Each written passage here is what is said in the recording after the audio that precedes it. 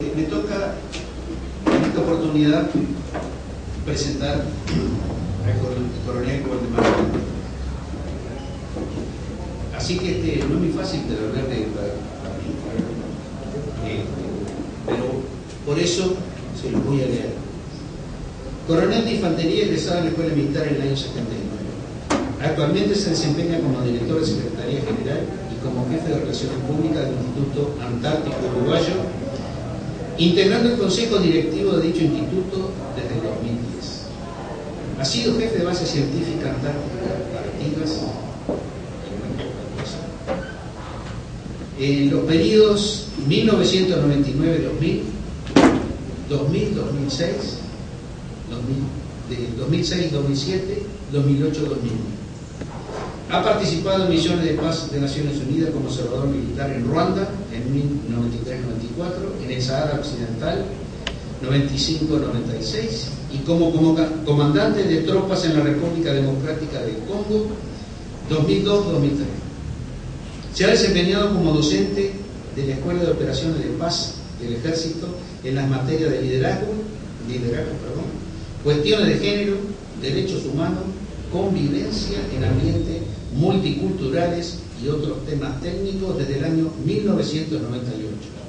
Ha dictado conferencias sobre medio ambiente, operaciones en el frío, liderazgo y conformación de equipos de alto desempeño para el personal que se despliega en el continente. Aquí frente a ustedes en este día, señor presidente del Instituto Antártico Uruguayo, señor presidente de la Asociación Patriótica del Uruguay, señor presidente de la Asociación Antártica Uruguaya, señor presidente de la Asociación Antarcos, señoras y señores, vamos a hablar en el día de hoy, en el marco de la Semana de la Ciencia y la Tecnología, de la evolución de la ciencia y la tecnología en la conquista del Polo Sur, para justamente homenajear al final de la conferencia a nuestros dos pioneros que fueron los primeros uruguayos en plantar el pabellón de Uruguay en el propio Polo Sur hace 30 años, en el año 1982. Pero vamos a ver cómo se logró eso pasando por estas diapositivas. Hace apenas 100 años que vienen a ser el gobierno del Antártico. Entonces, Uruguay no está para nada ajeno a todo lo que está ocurriendo ahí. Y como les decía al principio, nuestro territorio ha estado siempre vinculado a la exploración antártica, desde los comienzos. Aquí vemos una foto de la apostadero de Montevideo.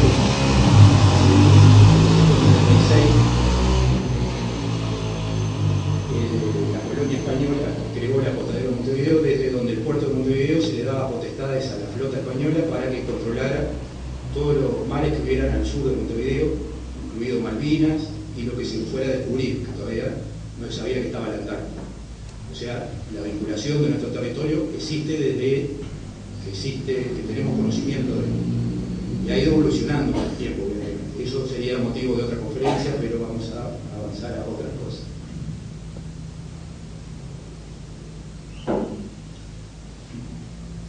Ahí vemos que si bien no hubo uruguayos presentes en el momento de la conquista personal del Polo Sur, sí hubo tecnología uruguaya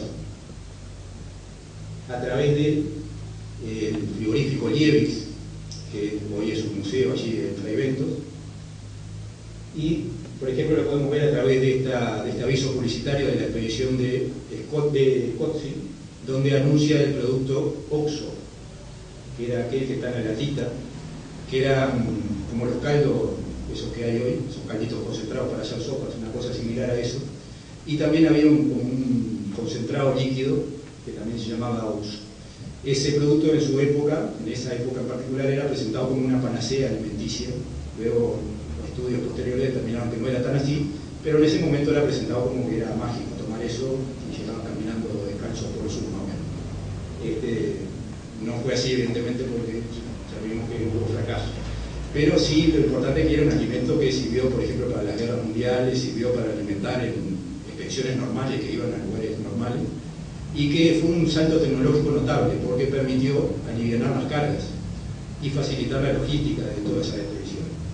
Y eso fue gracias a tecnología que vino del exterior, evidentemente no era inventada en Uruguay, pero sí instalada en Uruguay, en el frigorífico Fray Bentos, en el Liebix en ese momento, en la ciudad de Fray Bentos, en donde se fabricaba entonces ese producto. Se fabricaba también el corned beef, que también también fue empleado por esas expediciones, y las lenguas de barro. Por ejemplo, ahí conseguí una foto con un enlatado de marca Paysandú, también fabricado en Uruguay. También competían con estos productos fabricados en Uruguay, los productos de Riedel fabricados del lado argentino, y luego eso se fue expandiendo a Australia y a Sudáfrica. Pero lo inicial y lo real que usó, por ejemplo, la expedición de Scott fue tecnología alimenticia uruguaya. Otra vinculación de Uruguay al Polo Sur fue hace 100 años, ahora en esta semana.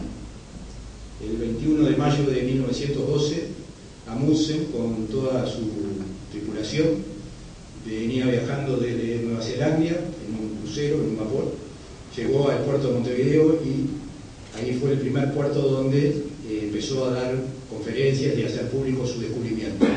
Cuando llegó a Nueva Zelanda y se terminó la expedición, volvió a la base logística, ahí simplemente reportó que había llegado al Polo Sur, tenía la exclusiva con algunos diarios en Europa que empezaron a dar cuenta de eso. Un personaje conocido, un teniente segundo que se llamaba Roque Aita, en 1962 se le ocurrió que Uruguay, 64, perdón,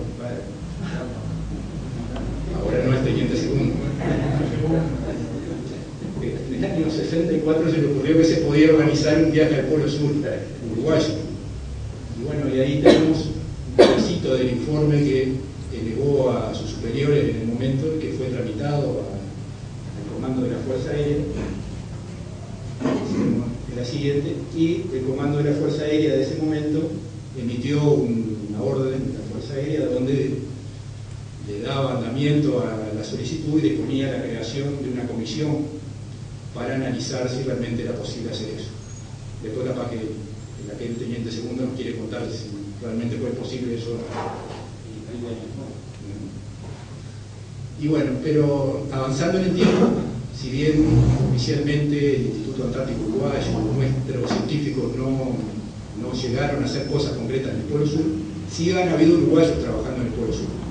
Y aquí tenemos una foto del doctor Alberto Volato, un astrónomo uruguayo de nacionalidad, que estudió en la Facultad de Ciencias uruguaya y que vive actualmente en Estados Unidos y trabaja en Estados Unidos, es profesor en una universidad de Estados Unidos, y estuvo trabajando en uno de estos observatorios astronómicos que hay en Estados Unidos. Y es una eminencia actualmente. Y hace un par de años lo tuvimos de visita en el Instituto Antártico Uruguayo y ahí comprobamos que hasta el momento era la persona número 3 de Uruguay conocida por nosotros que había pisado el Polo Sur. Y ahí le sacamos una foto con nuestro pionero. Y aquí vemos una foto del doctor Volato con la bandera de Uruguay ondeando en el Polo Sur a principios del año 2000. Él estuvo yendo por unos 3 o 4 años trabajando en ese observatorio. Los diversos pioneros que hubo. Este fue el primer grupo que llegó al Polo Sur. Falta el fotógrafo, porque eran 5. El fotógrafo está de este lado de la cámara, pero el nombre de él figura en esa crónica. Esta es la expedición de Scott, en la cual sí están los 5, porque la foto se la tomaron en un momento antes de la partida o en algún momento de la marcha. Estos 5 fallecieron en el retorno, pero fueron los segundo grupo de seres humanos en llegar al Polo Sur, en 1912, en enero de 1912. Luego, fíjense, hasta 1929 no hubo ninguna actividad humana más en el Polo Sur. Y en 1929 ni siquiera fue que pisaran. Hubo un sobrevuelo de la expedición de Beer y Balchen. ¿Se acuerdan que le dijimos a Carter Scott que sigue siendo vigente? Y por supuesto con una bandera de Estados Unidos, que es donde actualmente está la base. Ya la base es de Estados Unidos, mejor dicho. Y el cartel que indica el Polo Sur, donde todos los que van se sacan la foto. Y la base esa ha tenido estas etapas que ahora vamos a ir viendo. Esa es la primera etapa, desde 1957 que se terminó la construcción básica, que se quedó habitable. La base tenía ese aspecto y fue quedando aplastada por la nieve y el hielo. Y cada vez era más dificultoso trabajar en ella. Hubo parte que se derrumbaron los techos porque cada año viene el viento y se amontona contra las paredes y la va cubriendo y se va formando hielo cada año más, y terminó sepultando esa base, la cual en 1975 fue desmovilizada por completo y hubo parte que ni siquiera se pudo desarmar, quedaron sepultadas en el hielo como un fósil que algún día alguien lo rescató. Ya para 1975 estaba lista la nueva base, que era la cúpula geodésica, que tenía ese aspecto que muchos han visto, que fue la que estaba cuando nuestros pioneros llegaron allí al Polo Sur. Esa base funcionó por varios años, hasta el 2003, pero también tenía un montón de dificultades técnicas, porque ahí adentro de esa cúpula es como que hubiera una base con casitas y arriba había una cúpula para protegerla, y ahí se calefaccionaba y un montón de cosas. Pero el mantenimiento de todo eso era bastante complejo. Y además se apilaba la nieve de todas formas y seguían teniendo dificultades similares. Entonces se inició la construcción de esta moderna base, la cual fue habilitada en 2003, y la cúpula fue desmontada completamente en 2010. Puede quedar algún resto como objeto de interés cultural, pero ya no existe más la cúpula. Y ese es el actual aspecto entonces de la base Amundsen Scott, el cuerpo principal. Y ahí están los pabellones esos que todos se sacan la foto, y el palo que indica la ubicación del Polo Sur, que como saben el Polo Sur geográfico va cambiando año a año. Entonces lo van ubicando en el lugar exacto del Polo Sur geográfico, ponen ese palito, y cuando hay actividades ceremoniales se ponen las banderas de los 12 países signatarios originales del Tratado Antártico. Por eso son siempre las mismas banderas, y no está, por ejemplo, la de Uruguay, que no fue signatario original del Tratado. Estas son imágenes de ahora, de este verano, donde, como decíamos, muchas expediciones de conmemoración llegaron hasta el Polo Sur de las formas más diversas, caminando. Uruguay se consolidaba en el propio Polo Sur ante una invitación de la Fundación Nacional para la Ciencia, y en un proceso que ya se había involucrado Uruguay, donde había adherido al Tratado Antártico primero, y donde comenzó ahí un proceso de transformarse luego en miembro consultivo, hecho que se logró en 1985. Y ahí es el motivo entonces de nuestra reunión. Queremos celebrar los 30 años de este hecho, que es un hito para nosotros, para el Instituto Antártico, para la comunidad antártica, y creo que para todo el Uruguay, porque es una proyección natural de nuestro país hacia el Polo Sur, hacia latitudes y, como dijimos, no nos son ajenas. Y entonces, antes de pasar al homenaje, vamos a ver si encontramos por allí un videíto que tenemos en donde, con la voz de sus protagonistas, recreamos el momento de la llegada al Polo Sur. Vamos a dar lectura a una resolución de la Asociación Antarcos en conjunto con la Asociación Antártica Uruguaya, que dispone la entrega de medallas a estos pioneros que han logrado ese objetivo, pero además han tenido una trayectoria antártica que nos distingue por una cantidad de cosas. Vamos a dar lectura a lo siguiente. La medalla de la trayectoria antártica, instaurada por la Asociación Civil Antarcos, se otorga a aquellos nominados que, por aprobación unánime de la comisión designada de sus efectos, hayan demostrado hechos notables y prolongados en el tiempo en pos de la presencia del Uruguay en la Antártica. Se concederá a aquellos que se hayan destacado en forma excepcional, demostrando una dedicación permanente y continuada a la actividad antártica por un periodo mínimo de 20 años, y no solo a través de acciones aisladas sobresalientes. Su otorgamiento será propuesta de un grupo de personas relacionadas a la Antártida y por la aprobación unánime del comité designado a esos efectos. El doctor Roberto Puseiro ha sido la primera persona propuesta y seleccionada para recibir la medalla de la trayectoria antártica, habiendo recibido la misma en octubre de 2011. La medalla deberá ser de metal de color plata y blanco, que simbolice la asociación entre la nieve y el hielo, con la sabiduría del que ha dedicado una larga etapa de su vida a la Antártida y a la pureza que ella significa. En su frente estará representado en tonalidades de plata, blanco y celeste el copo de nieve de Cocho, que es una de las más sencillas figuras fractales que con su simplicidad y belleza expresará que a través del trabajo silencioso y permanente es posible concretar obras grandiosas. En el anverso de la medalla estarán representados dos pingüinos barbijos, habitantes de la Antártida, que por su simpatía son reconocidos por todo el mundo. Los pingüinos barbijos son animales simpáticos y curiosos que se aproximan a recibir a los visitantes y viven particularmente en la zona donde Uruguay ha hecho sus primeras incursiones antárticas. Los dos pingüinos representarán una pareja, macho y hembra, que en actitud vigilante protegen un paisaje antártico que muestra cielo, mar y tierra, ambientes en donde el ser humano desarrolla su actividad. El pingüino macho levanta su pico en señal de alabanza por el logro alcanzado por la persona que recibe la medalla, mientras la hembra observa el futuro proyectando ese logro hacia las nuevas generaciones. En el borde superior irá grabada una leyenda que diga: por su trayectoria antártica. Al centro de la medalla se inscribirá el nombre de la persona que la recibió y la fecha de su otorgamiento. La medalla tendrá una cinta blanca representando los colores de la nieve, con una franja de líneas azules y blancas que representarán la bandera nacional. Conjuntamente con la medalla se entregará un diploma de honor y una carta especificando los detalles de por qué se otorgó tal distinción, ambos firmados por el presidente y el secretario de la Asociación Civil Antártica. Con motivo de haberse cumplido el pasado 19 de enero, 30 años del importante hito que fue la colocación por primera vez del pabellón nacional en el polo sur geográfico de manera oficial, las siguientes personas serán distinguidas con la medalla de la trayectoria antártica. Bernabé Gadea Echevarría, coronel navegante retirado de la Fuerza Aérea Uruguaya, profesor de astronomía y meteorólogo. En el año 1982 hizo el pabellón nacional en el polo sur geográfico junto al coronel aviador Roque Aita. En febrero de 1984 se lleva a cabo la primera misión antártica uruguaya, la cual integra como tripulante y como científico. En el periodo 1984 integró la dotación de la Base Científica Antártica Artigas como director del proyecto de meteorología y física de la atmósfera superior. Integró en el año 1986 la primera dotación uruguaya que pasa el invierno en la Antártida.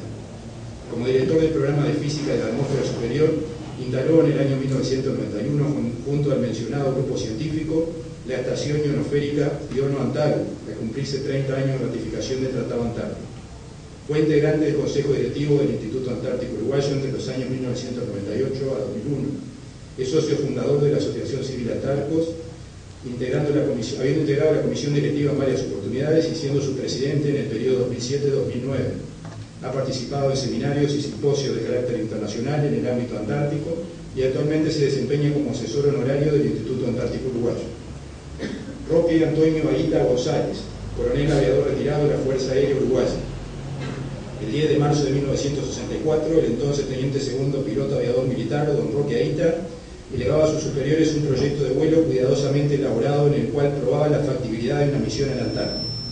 En 1968 se vincula al profesor Julio César Musso, que recientemente fundara el Instituto Antártico Uruguayo, y comienza a trabajar en la temática.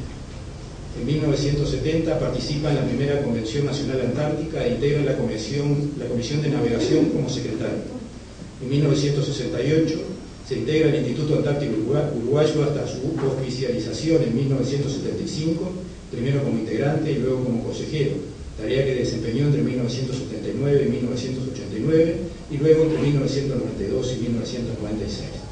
En el año 1982 hizo el pabellón nacional en el polo sur geográfico junto al entonces capitán navegante Bernabé Gadea. En febrero de 1984 se llevó a cabo la primera misión antártica uruguaya, la cual integró como jefe de misión. Es fundador de la Asociación Antártica Uruguaya y actualmente desempeña el cargo de vicepresidente. Invitamos entonces ahora, primero, a la presidenta de Antártica, la presidenta de la Asociación Civil Antárticos, señor Leonardo La Torre, que va a entregar la medalla y el diploma al coronel Bernabé Gadea. Quisiera hacer un breve comentario como nota al gusto que tiene Bernabé por la astronomía. Ese tractor que vimos allí en la expedición de Fuch, que estaba casi en una posición ridícula con una grúa en cada una de las patas de la grieta. Esas fotos, esas pocas fotos que fue incluida, el conjunto de fotos que fue en el Voyager, que es el primer satélite hecho por el hombre que salió de nuestra galaxia, esa era una de las fotos que hoy en día tenemos. Bueno, a la Asociación Antárticos y a mí mismo, es un honor entregarle con este reconocimiento a Bernabé, que es un amigo, pero es uno de son pocos los hombres que se atreven a soñar, menos aún los que tienen la energía para tratar de hacer el sueño realidad, y mucho menos los que pueden ver ese sueño, vivirlo, ¿sí? Y verlo realizado. Entonces, a ti, querido amigo.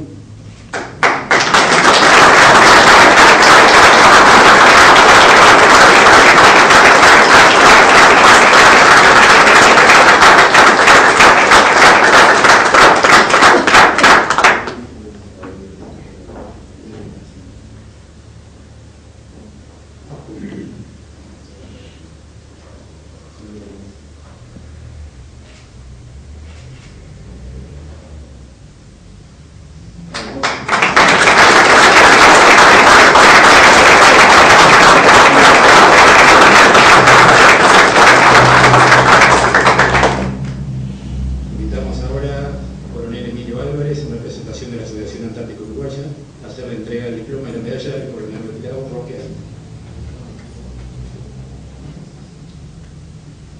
Bueno, Roque.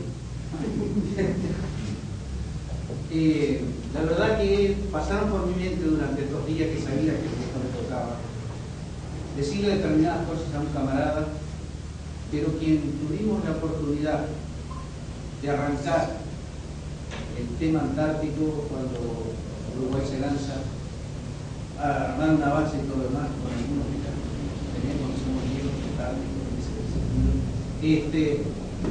Digo, Roque, esto que tú iniciaste por allá del año 64 nos hizo a unos cuantos medios inconscientes, tanto como él, subirnos a un proyecto y fundamentalmente una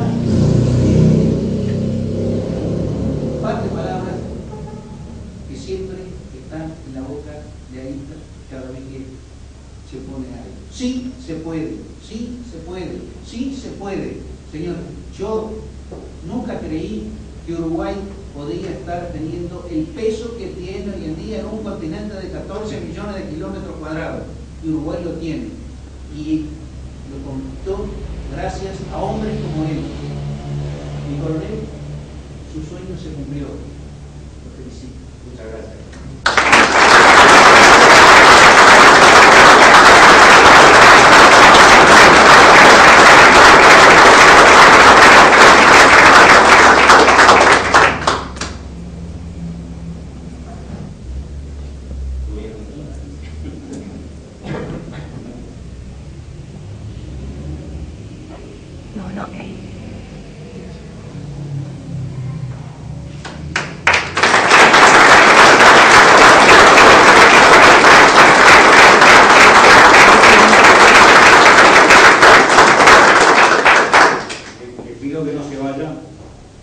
Shackleton decía que el verdadero explorador debía tener 4 condiciones: optimismo, paciencia, imaginación y valor.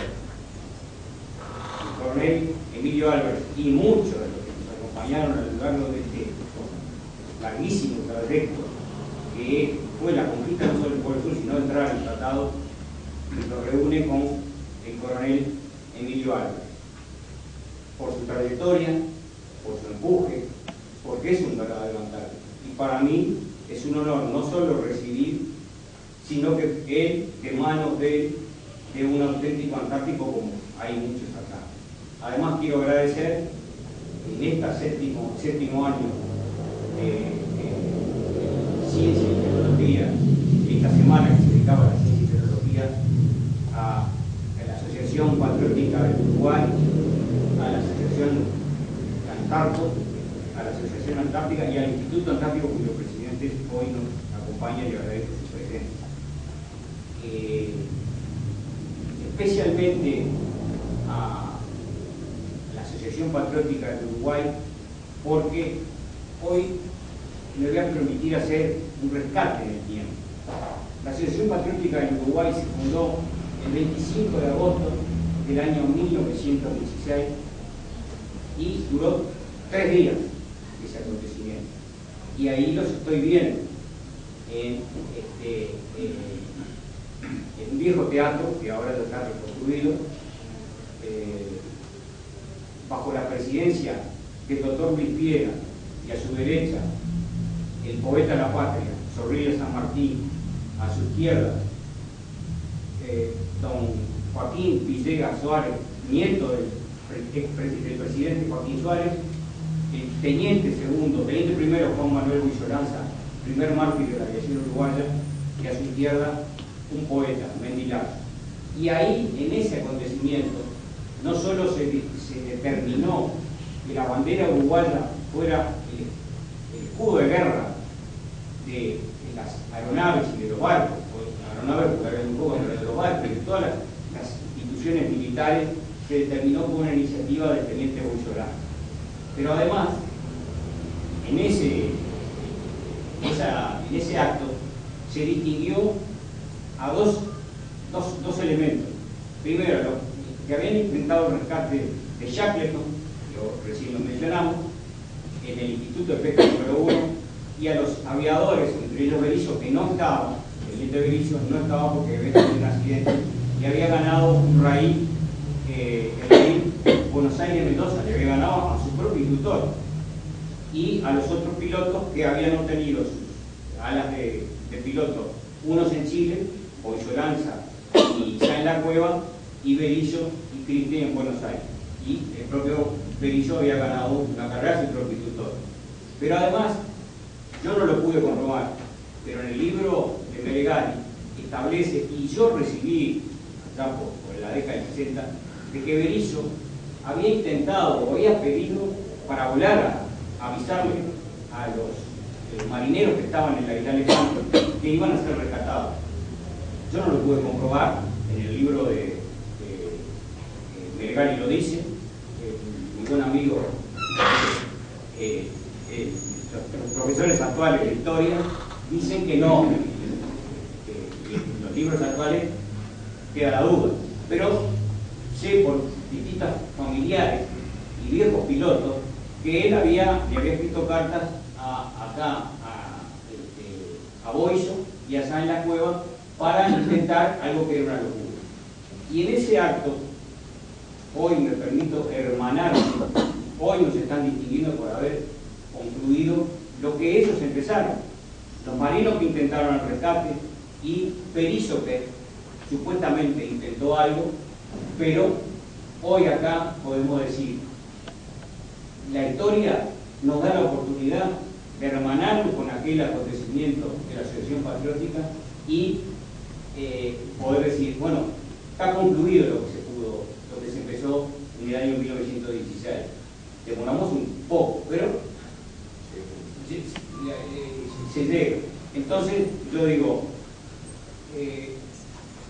para aquellos que creen, o los que no creen, pero que pueden creer, San Agustín de Hipona decía, Dios no nos pide lo imposible, sino que por el contrario nos pide que hagamos lo que podamos. Y por lo que no se puede, Él te ayuda para que puedas. Hoy podemos dar fe de que fuimos ayudados, si no, no estaríamos acá. Muchas gracias.